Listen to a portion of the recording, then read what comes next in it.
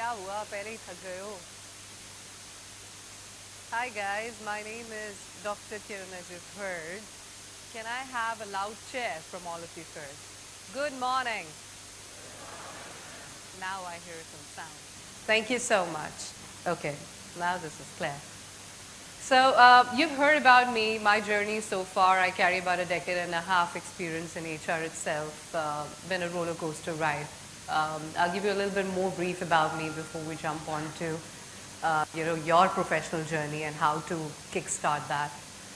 I was in 12th when I was figuring out, like all of you, what to do next. Chartered accountancy was one of the preferred professions. You know, there's a trend in the market that engineers, then everybody wants their kids to become, engineers. If there's a trend about chartered accountancy, then everybody wants their, kid to become another CA. And you know how education works here. It's quite tricky. The infra is still getting prepared. Base is the size of population. You do the maths yourself.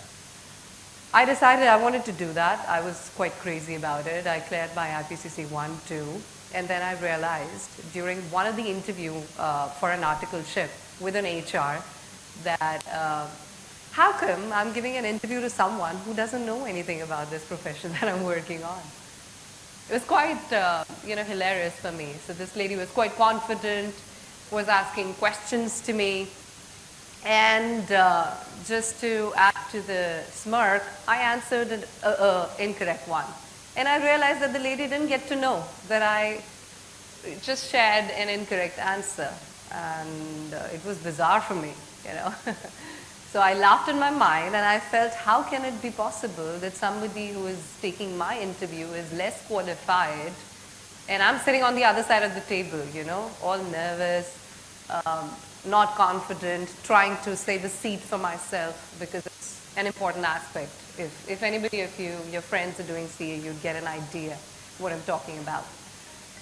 And I immediately thought I wanted to be on the other side. I don't want to be a backbencher in one of the organizations where I'm just, flipping papers, doing bookkeeping, managing a balance sheet for them. I would rather be the face for it, and I wanted to go for it. Now that changed everything for me. So I feel that HR happened by accident. Had I not been in that interview, I would have not been standing here, doing this for all of you. So that gave a start to me, and I never looked back. I did all my education in HR from graduation to post-graduation to then PhD in that. So believe you me, we are currently running a revolution. You guys remember your parents talking about, how things changed the moment computers were introduced? Or you're like pretty, modern generation, coming out of a modern generation. How many of you have heard from your grandparents or people at home that, hey, you know what, we just learned computers because we were forced to do so? Just raise your hand. I'd like to get an idea who I'm talking to. Oh, lovely, lovely. Quite handful of people. Right, so that was a revolution, guys, when people were very, very scared that perhaps things are changing for them, jobs will be taken away, and they will be left at the mercy of people who are more qualified in the skills that, were coming up. And this is another revolution we are present here today, because now we are seeing a shift, and this is a gigantic, shift, because we are again moving through, a change where AI is taking over. Anybody here has heard about anything beyond AI? You all know what AI is, right? Artificial intelligence. It's quite in, the news everywhere. Everybody's talking about AI. How many of you have heard AI? First, raise your hand. All right. Anybody who has heard beyond AI, beyond artificial intelligence? Any idea what could be the next step? Okay, one. So now whoever raises the hand, we're going to give a cheer. So woo, yeah. One round of applause. Come on, this is your buddy, guys. This is your buddy. What do you know, sir, about the next step after AI that's coming up? Quantum computing, all right. Anybody else wants to take the next one? Yes, please. Artificial general intelligence, okay. Fantastic, fantastic. What's next? Any other guesses? Ma'am? Ma'am? I'm still figuring Metaverse? Metaverse. Okay, fantastic. Thank you.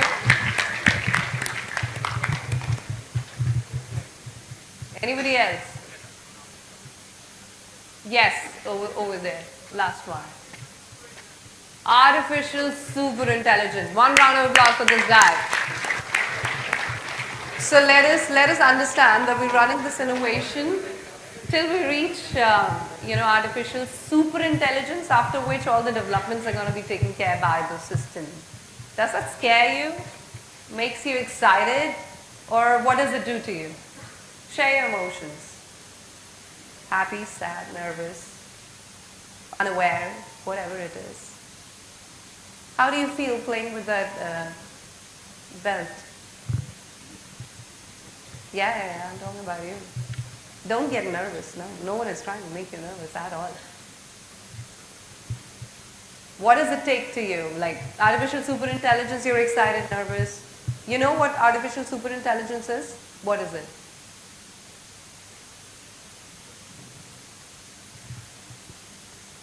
You cannot speak. Okay. You may want to answer on her behalf then. Oh, she feels caught. Okay. So, guys, this is, as I said, a revolution of its kind, where we're moving towards systems and technology and digital intervention in literally any and every industry, any and every subject. The classroom sessions, you must have noticed, have changed the way they used to happen. I mean, in my times, it used to be a chalk and a board. Now there are systems, there are online classes, and there are homework assignments given to students which cannot be handled without internet access. Even on the digital, the digital penetration has happened even in the pharma side, where the medicines now are being tested not on animals, but instead in the labs, because it makes it easy for us, digitally savvy, faster, accurate, and more efficient. Similarly, in the airspace, you understand that radars and everything was being already used. Now we're moving towards automating such systems where we do not need a lot of people.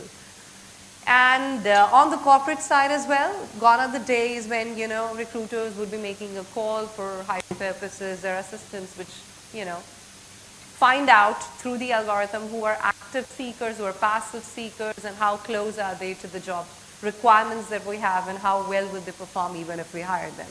So you understand that systems are making things pretty easy for us in all the industries across, in all the dimensions, which makes me ask this question: are you digitally savvy? Do you feel that you will be relevant in the upcoming years? How many of you feel that you will still be relevant? Raise your hand.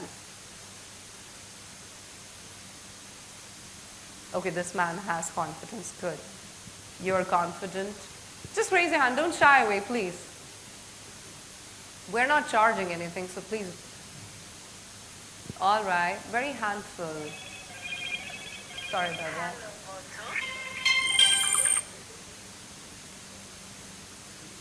Can I see more hands, please? All right. Fantastic. Let me break this to you. We are not ready. We're not ready. You can see around yourself, people are very hesitant to raise their hands and be okay that, we are ready to take up the technology advancements now. This has also a lot to do with how we've made up our mind and how we've adapted this change. We're not comfortable with change. How many of you are comfortable with the change, even at home? One. At least in change, I would want to. Yeah, this keeps calling me Moto for some reason, though I'm not. Okay, how many of you? All right, a lot of people are hesitant to change. This is normal. This is psychologically, we are built and innate in every human being. But one thing is for sure, without change, we're not moving forward. We're not moving forward in any aspect, whether it's with respect to your education, your classroom sessions, to your assignments, to your assessments, to heading for a corporate world which is waiting with white hats open to welcome you all. How do we become relevant then? What do we do? Any guesses? Yes, please. Could you please be a little louder? Can someone please pass the mic? We should be innovating ourselves? Fantastic. Yes, definitely. How do we innovate ourselves? Anybody? How do we innovate ourselves? By being creative, all right. And we should be doing a lot of experiments. Fantastic. And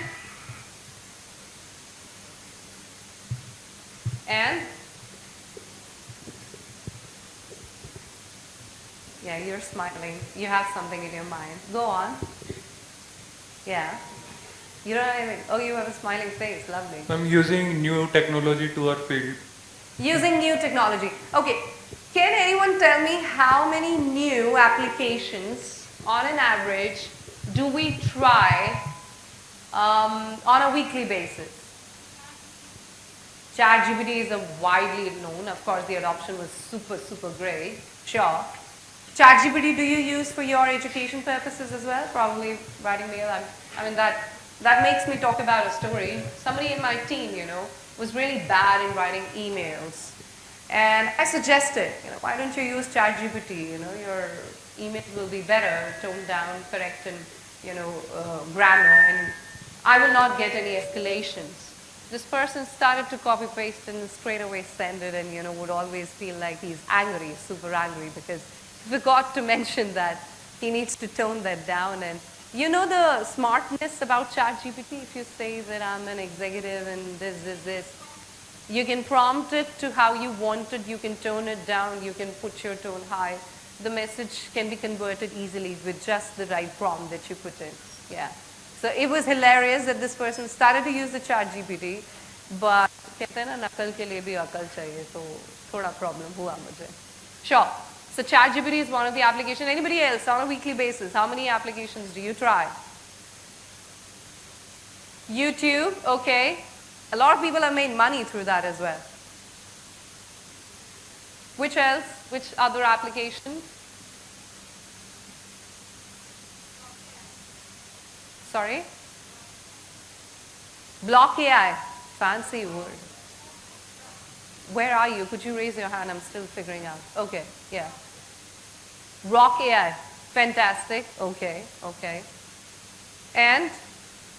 But these are an application that you use on a daily basis. My question again is, how many applications do you try on a weekly basis? 5. Canva and Delhi, okay. And has anybody tried Napkin? No?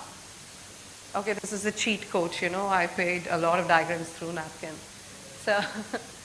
So the PPTs have become quite simplified. There are so many, applications. You feed in the data and, it'll prompt out good PPTs. So what do you think these applications are actually doing to us? They're taking away the creativity from our side? Are they? Yes? How many say yes and how many say no? Okay, I hear some bunch saying yes and very few people. Okay, you're also saying yes. Okay. How many no? It's taking away the creativity, no? My bad. Okay. I did not still get a lot of hands from that section. Are you guys awake? Wave your hand. Show me that you're awake. Fantastic, you're all awake. So now tell me, do you think it's taking away the creativity? Okay, from that section, please. Yes, you're nodding, but ma'am, could you please speak? 10 grams. Okay, she's again nodding. All right, okay. What about you? So no, it's not taking away the creativity. What it's doing is it's taking away the monotonous tasks that we do on a day-to-day basis. So somebody came, this man was about 50s and is nearing the retirement age, was quite worried about the job, walked up to me and said that, hey, you know what, doc, I feel that I have had the best of my days here in this organization.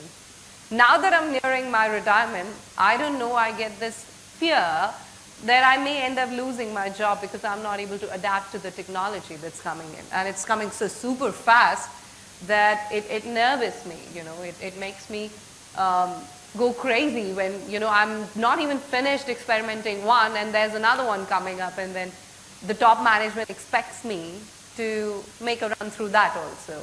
So to that problem statement, my answer was that not everything needs to be learned. We're in a hurry. We're in a rush to learn everything. We're in a rush to upskill ourselves to a level that, you know, we don't become redundant. Now that is fear talking out loud. That's not skills talking out loud. So there will be skills which will still be of high relevance. We're going to talk about that as well, but in a very brief. For that, you know, there's another masterclass that we definitely should get into. But it's the fear that's taking over. Was the fear not there when, you know, computers were launched in and our great, grandfather learned it, the mobiles came in, landlines went off, WhatsApp, everything. Now everything is on this phone, right? This little thing has literally the whole life around us. And sooner or later, it will be the technology, the machines taking over us. We would be dependent on them so heavily. For example, calculator. How many of you use that? Anybody does maths without that? Raise your hand. Who you know calculates on their mind still? How many?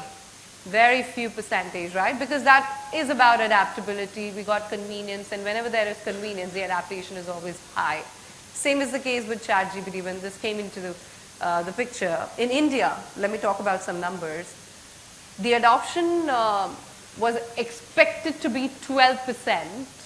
I'm talking about the whole of India. Any guesses? The adoption number turns out to be how much? And we're talking about year 2024, till year 2024. Any guesses? 35? Okay. Any other guesses? 50. Okay. Any other guesses? Who said 48? Who said 48?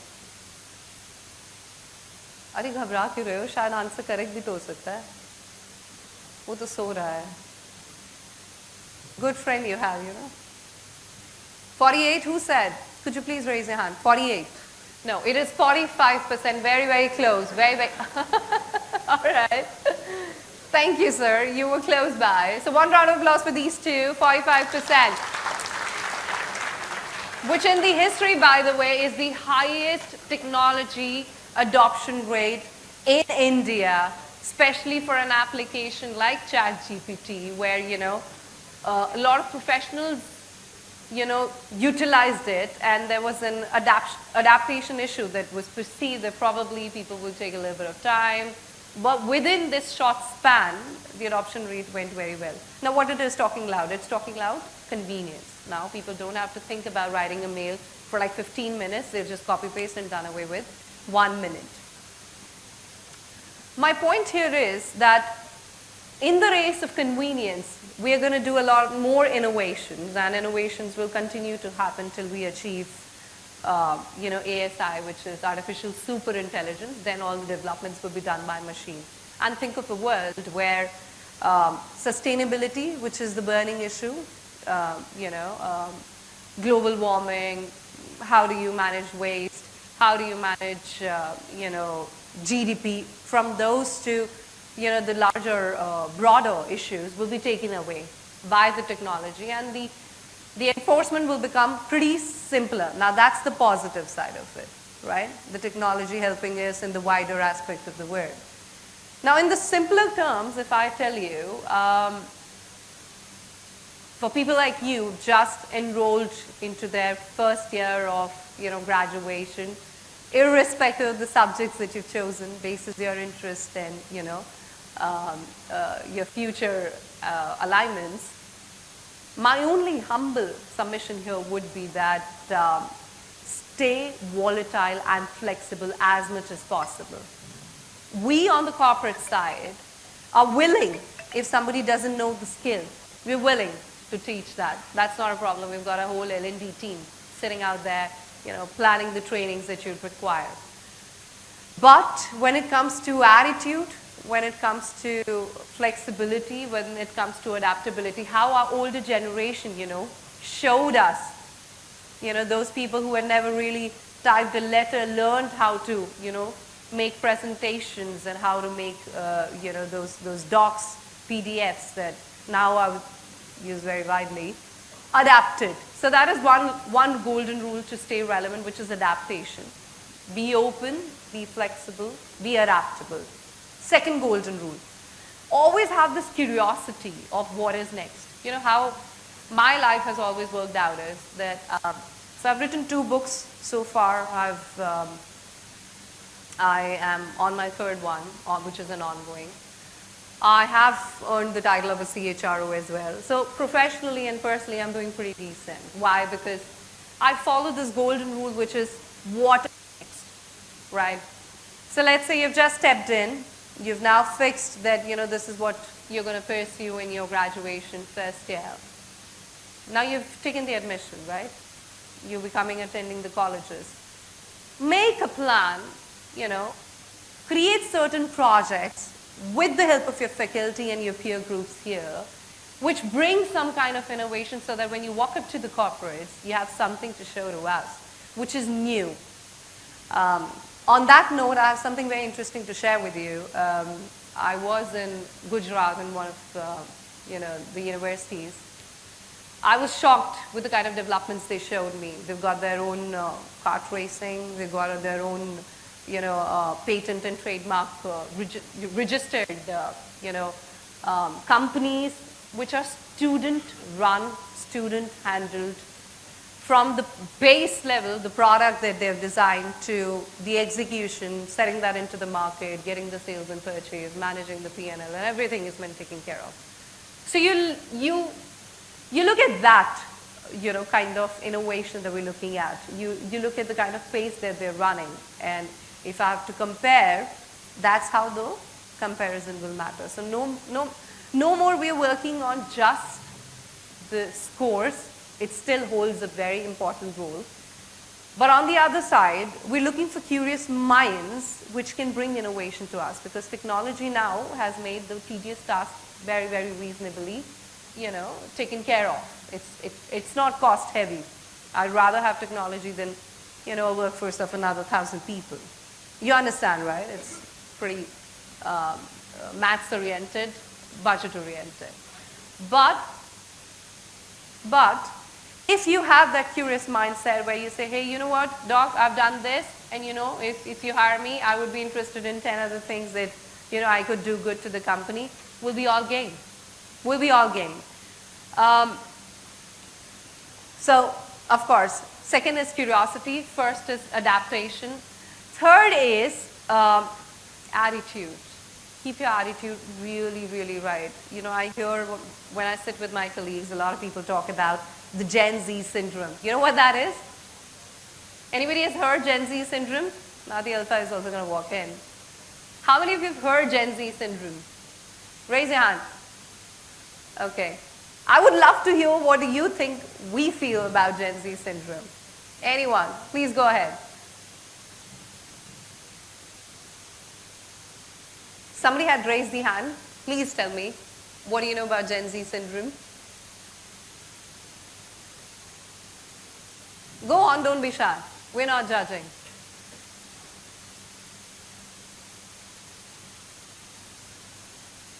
None? तो यार डरते बहुत हो आप लोग. Anybody else? Gen Z syndrome. Wild guesses, Baba. G. Yeah.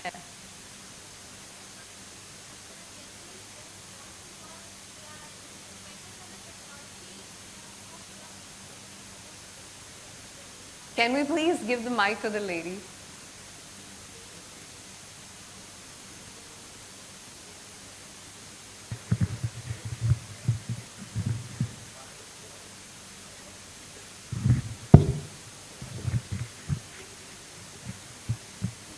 Could you just tap on that? Just tap on that. Yeah, yeah. Good morning, ma'am. Good morning. So, ma'am, what I have believed, and I'm not sure if it is a true news or not, the CEO or founder of Infosys once gave out a statement that they don't want to employ Gen Zs in their company simply because Gen Zs are, stereotyped as a generation that does not want to work. They want everything handed to them. They want everything explained to the point that they still don't want to listen. They are so full of themselves. I think that is what the mindset is of the companies towards the Gen Zs. All right. Thank you. Thank you for sharing that. Anybody else wants to take the next one? Their understanding about Gen Z? Okay, please. Ma'am, I would like to agree from her about that lazy part. But ma'am, that Gen Z syndrome is also about that कि the Gen Zs are more focusing upon the work-life ethic. They want that their work. Sure. All right. Thank you. Anybody else? Yeah, so my mother and I have this ongoing debate about this. She works in the IT sector. Sure. So, according to her, Gen Z has sort of this idea that we need to prioritize our well being a lot. And the millennial culture in itself was like, we need to work all the time, we need to prioritize work. And Gen Z is sort of the complete opposite. Like, there's no balance in either of the two. So that is an ongoing debate at my house. All right. Thank you so much for sharing that. That reminds me of two, cases. Let me share those with you. I want you guys to also, know this. We hired someone. I wouldn't call it a Gen Z. We hired a content writer. It's been some time now. Now, when there is so much of content available for free, what we're looking for is, of course, creativity. Anybody understand if it is just to copy paste from ChatGPT, then, anybody can do it. We do not need to hire a content writer for that, right? So this manager had a constant, escalation about this teammate, and the teammate wouldn't listen. She'd just wear random clothes to office, which would not be appropriate. We have certain policies defined where we want people to walk up to office in a particular, dress and, not go off board with that. And the conversation went beyond, so the manager escalated, got HR involved, and the HR also couldn't handle because this lady was somehow high on attitude. She would give remarks. She wasn't welcoming the feedback, and it became really tricky. It walked up. It went up to me, and they had to come into my cabin, so I called in. Now something very, irritating happened. So this girl is doing this. Okay.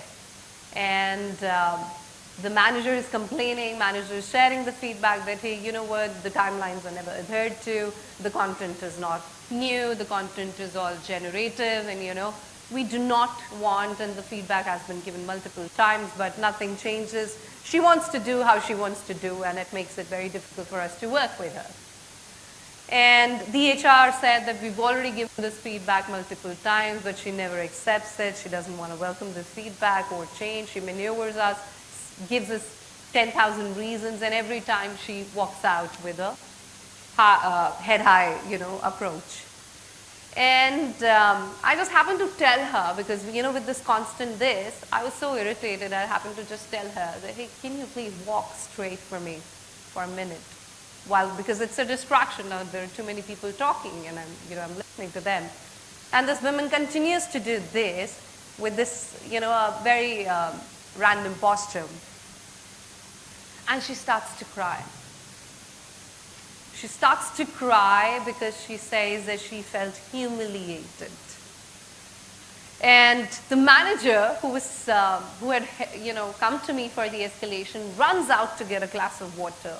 We call up the pantry guy to serve some water to her. It calms her down. And on that note, we realize that we cannot handle them. These cases are beyond, because we worked in a culture where there was respect, the hierarchical respect, the respect for the work, respect for the organization we were working for. respect for the work that we were doing. And we felt that this is not respect. You're not respecting any boundary technically, and you feel that you are walking your living room and you want things to happen your way, and if it doesn't, then you have this very idiotic way of mending your ways by shedding tears and acting up. This is one of the scenario. Okay, I remember another episode. One of senior manager in my team ends up asking a report from this payroll guy. This payroll guy was a new joiner who had just joined in to learn how HR dynamics work and how payroll is actually done. How do you manage systems, because everything is now digitally taken care of.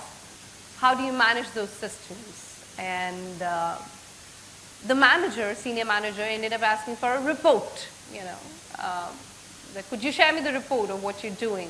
And this fellow says, hey, you know what? No one has asked me for a report ever. How dare you? Imagine what we would have done with him. Any guesses? Really? We should? We should? How many of you agree we should? How many of you will be able to handle such people in your team, because you're future leaders, right? You're going to grow, you're going to learn, you're going to grow the ladder, and you will be meeting such kind of people in your day-to-day basis. You need to get your work done. How many of you feel that you'll be able to work with such people? Raise your hand. You can work? Wow. For how long? Let's see that. Anybody else who feels comfortable working with these kind of people?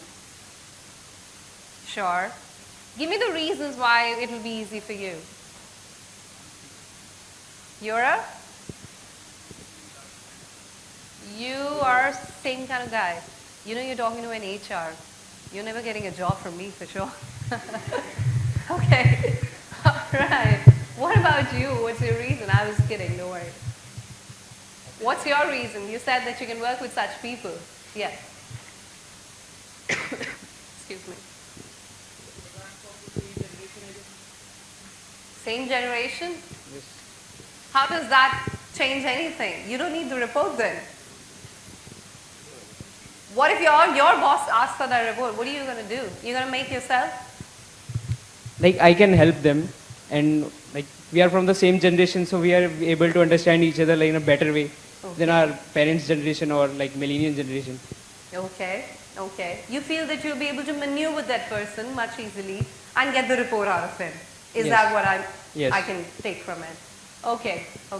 Yes, that guy was terminated, by the way, because this was not the first instance. There were a couple of instances in collaboration. We had to take the call. So coming back to the third point, I feel that attitude is really, really important in all aspects of your life, whether it is your personal life, your professional life, your career, your education. You walk into any path.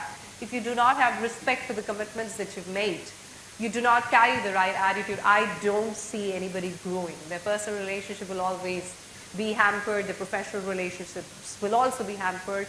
And you're going to make yourself stuck in nowhere. And nobody wants to hear the blame, who's at fault and who's not.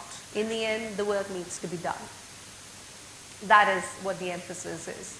So these are 3 golden rules that I, abide by, and I always recommend people to abide by.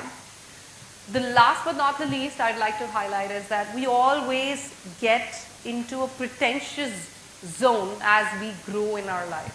When we become teenage especially, we want to flatter others by showing what we have, or when we grow into careers, we want to unnecessarily throw out information that is not required, that I know this, I know that, I know everything, and you know what happens?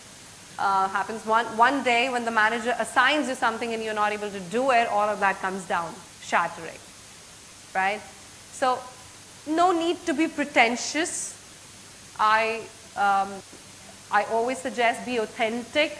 Whenever you're walking in, you have a long way to go. This is just the beginning. You've You have to trust your faculty with the kind of knowledge they're going to share, because they're closely always associated with us on the corporate side. So they know what we're doing here, and they will always be the right people to guide you. Do not listen to your friends because they're of the same age. So they will have the same shared experiences and will not be able to add up as much as maybe experienced people in your life. Find a mentor, take the guidance. Anybody has heard life coach?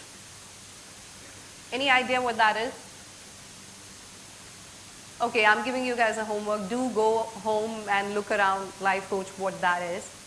I don't recommend going for life coaches now, but I do recommend finding a mentor in your life who you can respect, who you can take guidance from, and be aligned with, so that your presence in corporate is already felt. You'll see a lot of people in their school days now, creating and working on certain things that they catch hold of, the corporate eyes, and they're given such good packages and are hired even before they hit the real battleground. So keep your minds curious, have mentors who can help you, assign yourself an authentic, designated place where you can run your curiosity to the depth and you keep working on your upskilling. On that note, I would like to end this. Any questions that you may have, feel free to ask me. I'm all game for it.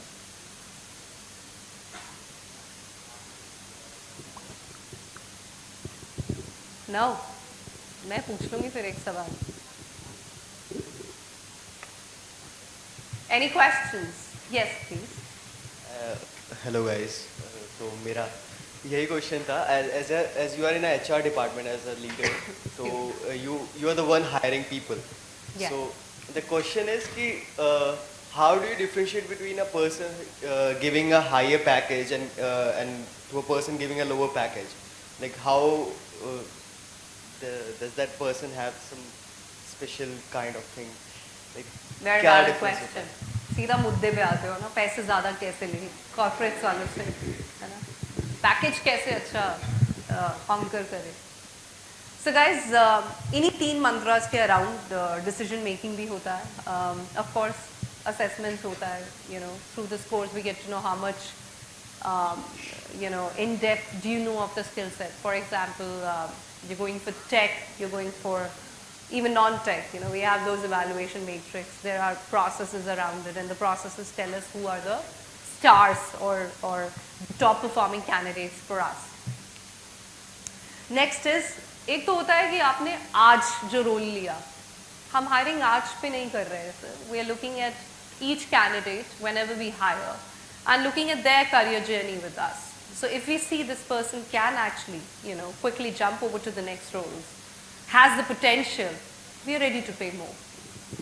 So if you're above the average in all the aspects, and believe you me, मेरा एक famous quote है, अगर आप अच्छे हैं ना, आप सब चीज़ों में अच्छे हैं. अगर आप नहीं हैं ना, तो आप किसी भी चीज़ में अच्छे नहीं हो पाएंगे. जो बच्चे पढ़ाई में अच्छे होते हैं ना, वो बाकी चीज़ों में भी अच्छे होते हैं, बहुत अच्छे होते हैं. तो बाकियों को डिमोटिवेट नहीं कर रही हूँ. क्रिएटिव साइड भी बहुत ज़रूरी होती है. आप अपना एक क्रिएटिव एंगल पकड़िए जिसमें आपको लगता है कि आप बहुत अच्छा कर सकते हैं, और उसे पकड़े रहिए, बिकॉज आने वाले टाइम में creativity is going to be super super expensive, by the way, because that is something that can not be automated. Right, Canva पे भी डिज़ाइन हम ही तो पीछे से कोई ह्यूमन ही तो कर रहा है ना, इंटरवेंशन. राइट, टेक्नोलॉजी को बनाया भी ह्यूमन नहीं है, and that is all because of curiosity and the इनेट creativity that as humans we carry. I hope I was able to answer your question. Thank you. Any other question that you may have? Yes. Good morning, ma'am. Morning.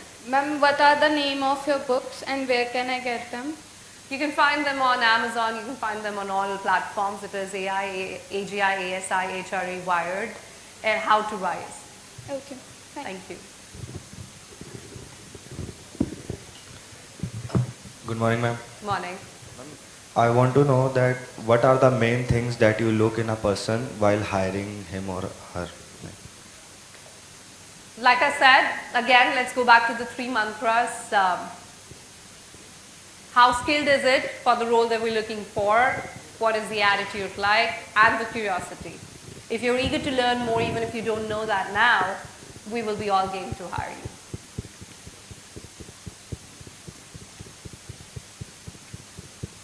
Any other questions? अच्छा एक मैं पूछूं अब सवाल बहुत technology की बातें कर रहे हैं हम राइट किसी ने बोला AGI किसी ने बोला ASIB AI तो चल ही रहा है जनरेटिव AI में हम आ गए ChatGPT जनरेटिव AI ओनली कोई एक एग्जांपल दे सकता है मुझे अपना क्रिएटिविटी शो करते हुए 5 साल बाद एक कॉर्पोरेट वर्क प्लेस में अगर कोई एक चेंज आप चाहोगे टेक्नोलॉजी से वो क्या चेंज होगा Any wild guesses would also do.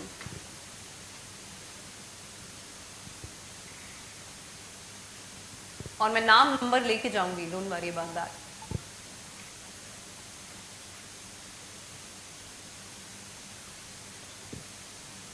Google कर रहे हो क्या अरे ये तो चैट जीपीटी और इस सब पे मत जाओ यार None? You want to go? Please.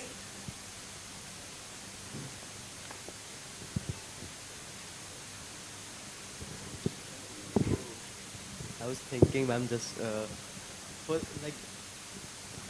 the change, I guess maybe a time management. Time management, so I guess we have done already. कि अभी AI की वजह से काफी time manage हो जाता है and आप सोच लो. Don't give me any answer. Think over it and then give me. You want to go for something? In the end, somebody had raised the hand. Yeah, please.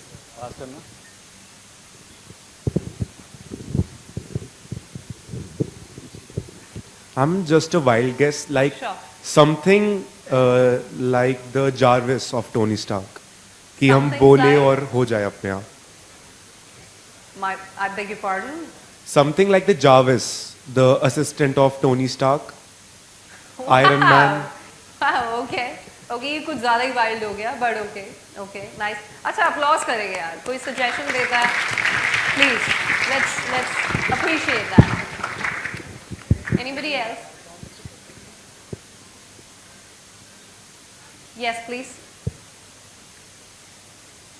Go on. You have a question? वो ना answer दे रहे थे पर चलो पूछो आप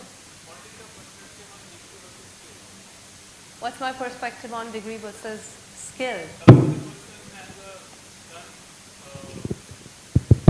Suppose a person has done very well off with the degree and academics and all, but another person is there who might not be that qualified in terms of degree, but has this right skills and the right mindset for the So job. let's break it down.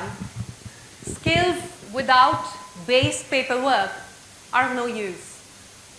They're as good as nothing. So if you ask me, they go hand in hand. So degree is needed to get a place and skills are needed to sustain. So for example, you just finished your graduation and you want to hunt some experience before you head for post-graduation. This experience will make all the difference. It will, absolutely, because you'll have again paperwork to support, right? You'll have the experience letters suggesting the kind of scope of work that you've handled and will bring a lot of credibility. Degrees do what? Bring credibility of you, and that is why it is needed. But skills get you a good place in the organization. They're just required for entry purposes, right? But to grow the ladder, you need the skills. You're not going to grow anywhere without the skills. Make note of that. Somebody here wanted to take that? Yes, please. If you could hand over the mic.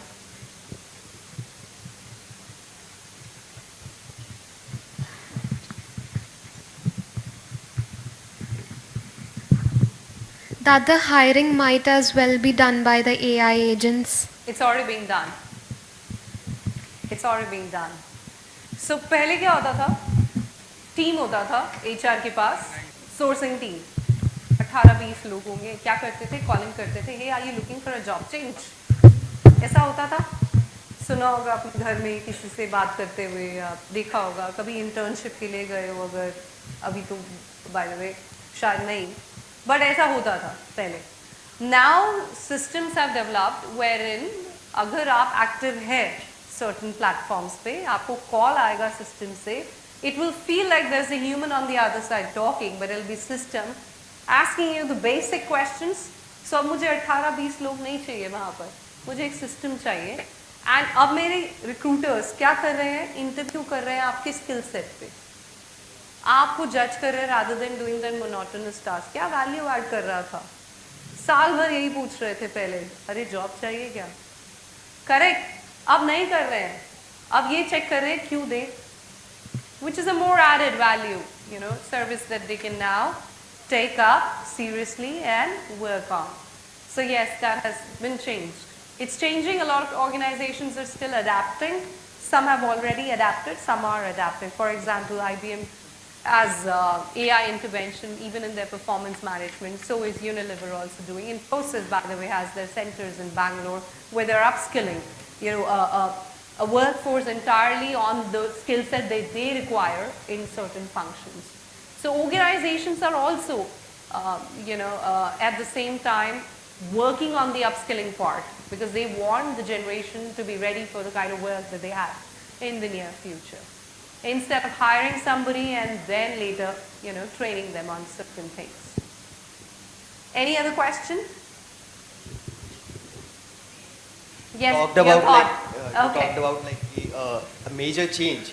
I think Google has recently launched about a Willow, a quantum computing chip, which has power of computing about 100 of supercomputers.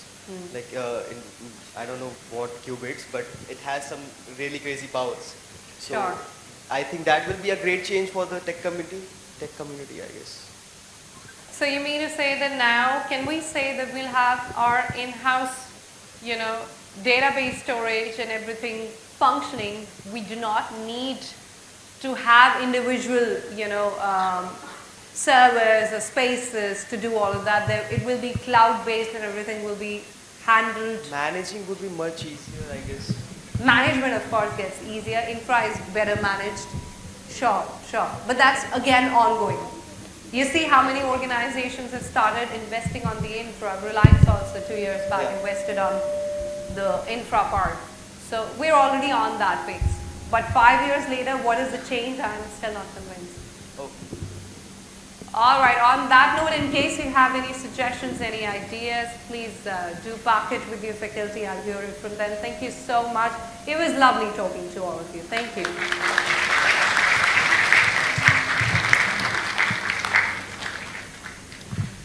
Our sincere thanks to Dr. Kiranpreett Kaur for sharing her expertise with us today.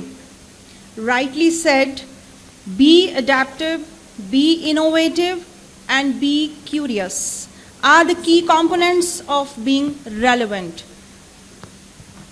I believe we all gained a renewed sense of purpose and a clear understanding of the need to stay relevant. Let's not just talk about these ideas, let's put them into practice. Thank you, everyone. Thank you once again.